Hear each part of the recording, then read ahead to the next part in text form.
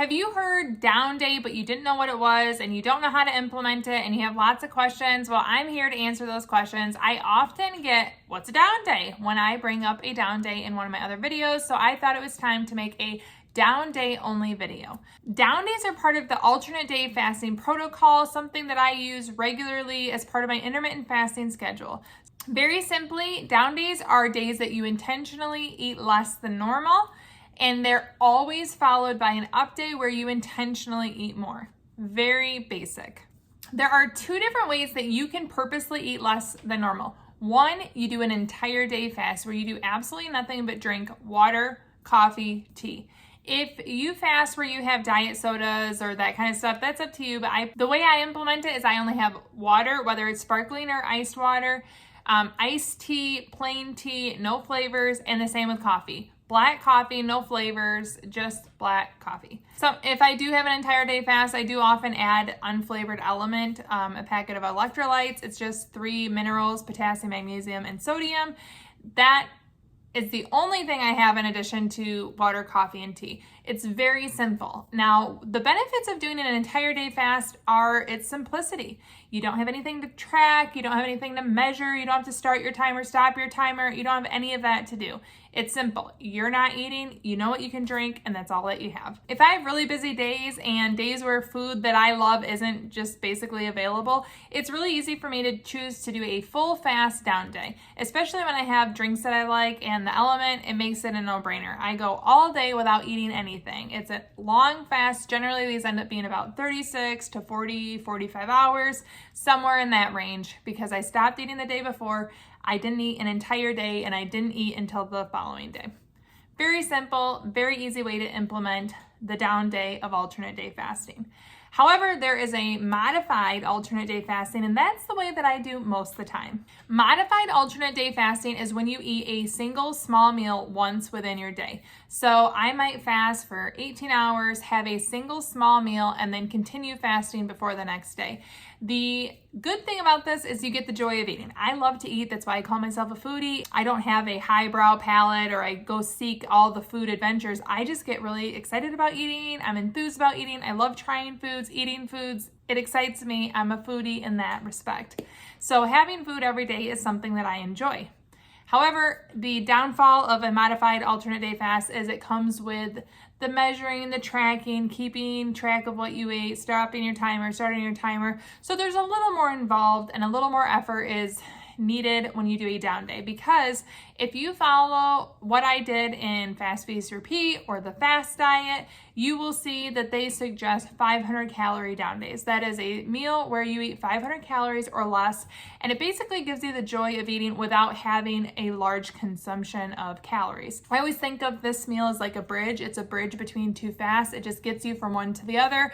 It gives you the joy of eating, the break in the fast, but it's not something giant. In addition to whatever I have in that 500 calorie meal, I continue to drink coffee, water, and tea before and after the 500 calorie meal. That doesn't change. I don't have anything else. So again, when you have this meal, it's considered a modified alternate day fast because you're not in a true all day fast and you have that small meal, it's modified. So the modified alternate day fasting is what I do most of the time. I don't have like a structure where I track how many full day fasts I do or how many modified I do. I just try to do one a week, whether it's one or the other, it really doesn't matter. I still consider it alternate day fasting and I see benefits. It really helped me to lose the weight and I feel like it helps me maintain my weight loss doing these regularly. I made an entire video on why I do alternate day fasting and I will link that at the end of this, but this is just about the mechanics of it. When people first try modified alternate day fasting, they complain or they tell me that it's hard to stop at 500 calories. And here are a few tips that I think make it much easier.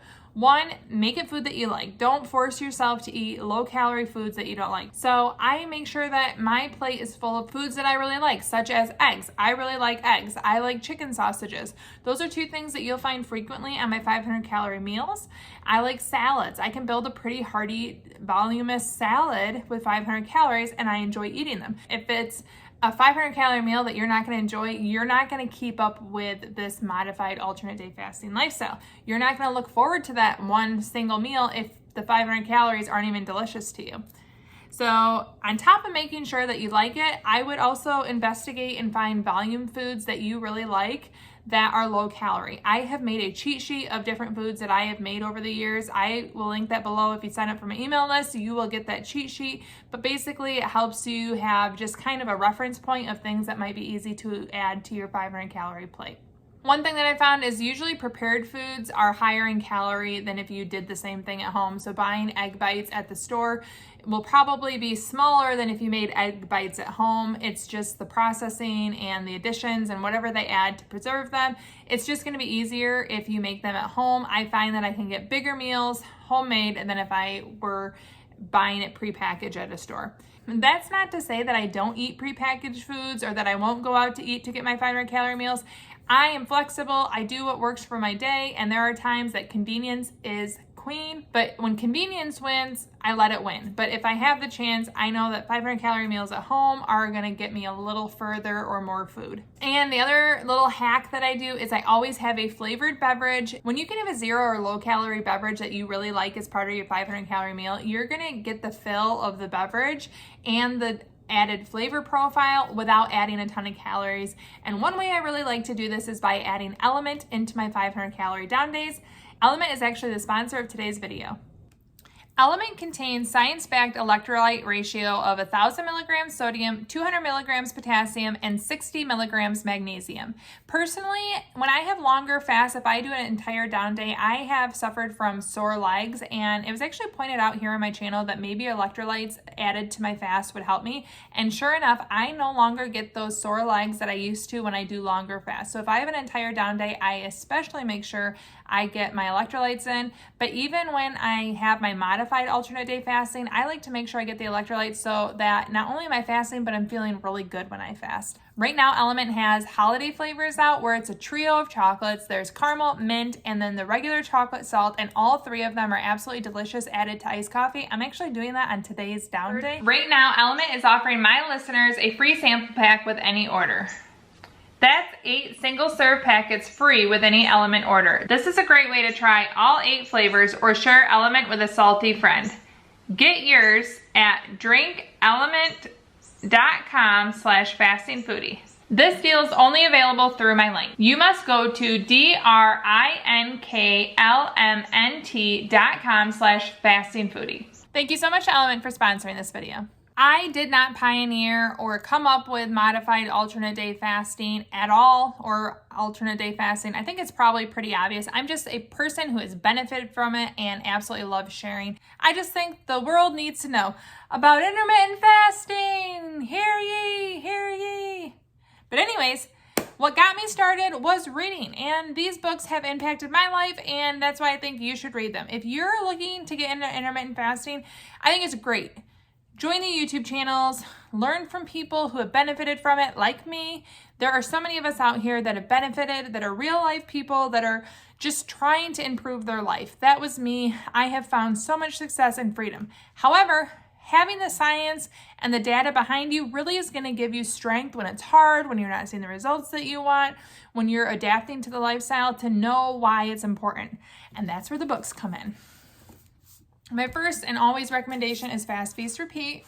She talks about modified alternate day fasting and alternate day fasting. There are different schedules and ways to implement intermittent fasting, and she talks about them in here. I like Jen, recommend her book, love it.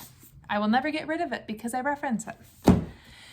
The second book that I read was from Dr. Michael Mosley, and he is the one that talks about the 500 calorie down day. I think Jen even mentions him, and he talks about, actually he didn't believe in fasting until he did it himself and the benefits. But he is an MD, and I really value having different takes. So having a medical doctor who has not only benefited from it, but lived the intermittent fasting lifestyle, studied it, and made a book, great. He talks about modified alternate day fasting.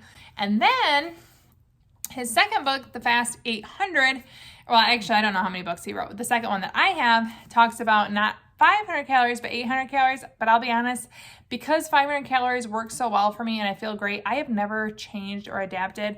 I have mostly read this book. I haven't finished it yet. A subscriber gifted it to me, which is super kind. I'm going to give you a little synopsis, but it says, recent studies have shown that 800 calories is the magic number when it comes to successful dieting.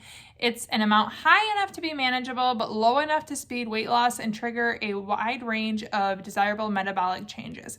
So it's 300 calories more than I ever consume on a down day, which sounds like a lot. Like I could play a lot with 300 calories. I've never done it. I probably will someday switch to 800 just to know if I see a difference, see if it feels as good still, because I feel really good. When I do a down day and then I have an up day, I absolutely love it. I love the way I feel. It is so good that I don't feel like changing it. It's so good that I like to share about it. But this is another book that he wrote about 800 calories. It's the same idea. One meal, 800 calories. You break the fast.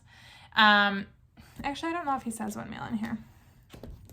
I'll be honest, I haven't finished the book. I need to start it. Actually, I'm probably going to start it here soon because I want to read it and just decide if I'm going to do the 800. But I just wanted to let you know, because I mentioned the 500 calories of this book, and I have read this book multiple times, that I feel like I should mention that he did update it to 800 calories. I haven't followed that. I still like the 500 calories because it's worked really well in my personal life. That's where I'm at. I always get asked also, how often do I do it? There are multiple ways. One way you can do it is have a set schedule, something a little more rigid than I personally like, but a lot of people find freedom in knowing I do down days Monday, Wednesday, Friday, or I do down days Tuesday, Thursday, Saturday. And having that makes it easy for you to plan your life, your schedule. I don't do that. What I do is I have 5 OMAD days, and then I do 1 down day and 1 up day. And it's not like I do Tuesday, Wednesday is my down day, and then Wednesday is my up day. I don't do that at all. It's just once a week, I try to do 1 down day and 1 up day, and then the other 5 remaining days are OMAD because I personally like that. Again, one thing you have to understand when it comes to intermittent fasting is you have to find what works for you. Maybe 5 days of OMAD, 1 down day, and 1 up day isn't going to work for you. But if you have an understanding what a down day is and you have an understanding what an up day is, you can implement it into your personal life what works really well for you. You have to play around. You have to see what's comfortable for you. Here are some examples of when I choose to implement down days. One, if we have really busy days. For instance, my daughter is in middle school sports, so there are days where I pick up my kids, we run to physical therapy for my middle daughter, then we go to a volleyball game, then we come home, and our night is like this much at home before we start bedtime. It's really easy for me to see these days where our schedule's packed and say, today is too busy for me to find a meal that works really well and add that into my schedule. I'll just have a full day fast. And when it's busy and my mind is occupied and I'm running kids here and there, it's easy to do a down day, and I often choose those days. Number 2 is if I have an event, say I have a baby shower of a friend and I want to eat at the baby shower and then I still want to eat dinner with my family that night, that's a day where I would really benefit from having an up day. So if I want an up day, then the day before I'll plan a down day. That's another time that I really prioritize down days and up days, is when I want to eat more one day, I purposely do a down day the day before. Also, there are simply days where I don't like what I'm making for dinner, or it's not something that sounds really good to me. I'll just choose to have a down day, make my family the meal that they really like, and then I will fast on and have a full up day the next day. One example of this is a side that my husband really likes called cornflake potatoes. You slice up potatoes, you cook them in butter, and then you put a cornflake cheese paprika topping on it. I just really don't like it. I don't think it's worth the calories. It's pretty plain to me, and it's kind of soggy, and it's not horrible, but it's just not my favorite food. So it's actually really easy for me to make that dinner for him, know that he likes it, and then skip eating that day or eat a down day. So when I want to eat something different than my family, if it's too busy or I want to eat more the next day, those are 3 times where it's really easy for me to implement a down day. Now that you know what a down day is, you might be wondering, Jackie, why do you do them? I go over why I personally choose to do down days followed by up days, my version of modified alternate day fasting, right here in this video. Thank you so much for watching. Ciao, donna, ciao.